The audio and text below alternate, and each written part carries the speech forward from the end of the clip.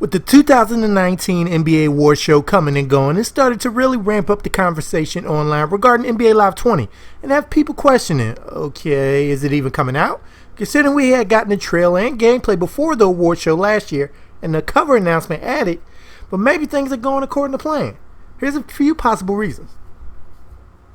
Perhaps EA Sports may be eyeing a later release date this year for Live 20. Now on the surface that might not make much sense, but here's a few reasons it does.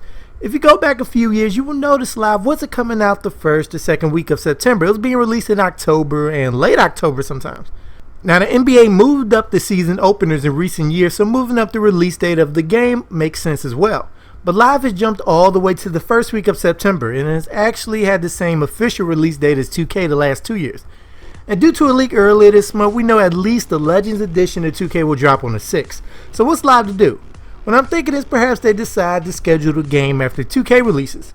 Last year they released it on the same day, and other than the initial interest, Live got swamped again. Just think, they had a heavy presence at EA Play, had the trailer showing their Crown Jewel mode, the one-off. We were getting info heavy and they still got stomped out. So I could see them going, okay, new strategy, wait out 2K a little bit, and then 2K gets caught slipping and has gamers mad that they have to pay $1,000 to level up to an 80, and comes Live as another option a few weeks later.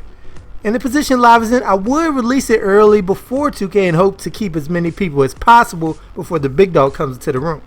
But since we've gotten nothing up to this point, getting a jump on 2K seems out of the question. But before I get into their most likely strategy, as of right now, they will be better served to drop it later now, hoping to pick up some of the disgruntled fans. Next, and the most likely strategy I see NBA Live taking is they're going to directly compete with 2K20 in the news cycle in late August. With EA Play being Live's time to shine the previous 2 seasons, their cards were put on the table way too early to have any lasting momentum for when the game is actually going to be released. Live's expecting to show all their goodies in June, early July, and hope people stay engaged and interested enough. When the big boys on the block crushes the builders on everybody 2 weeks before, and Live is left with no momentum. With them perhaps adopting the 2K approach, have they earned the right to hold off on everything until the very last minute? Sort of like when the artists drop albums out of nowhere. Beyonce could do that, Azalea Banks can't. 2K is Marvel, Live is DC.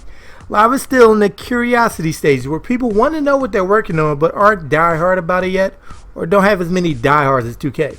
They've been operating on beating 2K to the punch with news and gameplay first the last 2 years, despite both being released on the same day. So perhaps delaying the news just a bit and maintaining more interest upon the release will help them. Now this can be combined with my last point. Last year on August 24th, EA Sports threw a huge party celebrating the launch of NBA Live 19. And they went all out on the entertainment. So this also could be an event where Live could unveil what the fans want to see in gameplay, trailers, and all that good stuff.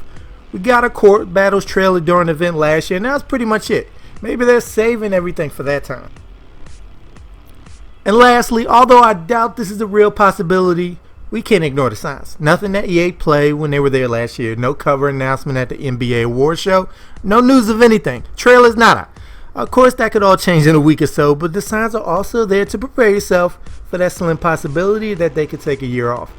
It's not like Live is unfamiliar with development problems and such, and if this ends up being a reality, I feel that could be the final nail in the coffin for them. So let's hope not. Sorry, sports gamers, what are your thoughts on the continued silence of NBA Live? Are you worried? Let us know in the comments down below. And stay tuned here at Sports Gamers Online for more NBA Live content. So make sure to subscribe to the channel if you haven't. And once you're with us, hit that bell icon at the bottom so you don't miss anything we put out. I'm Chris. Thank y'all for watching. And be good, y'all.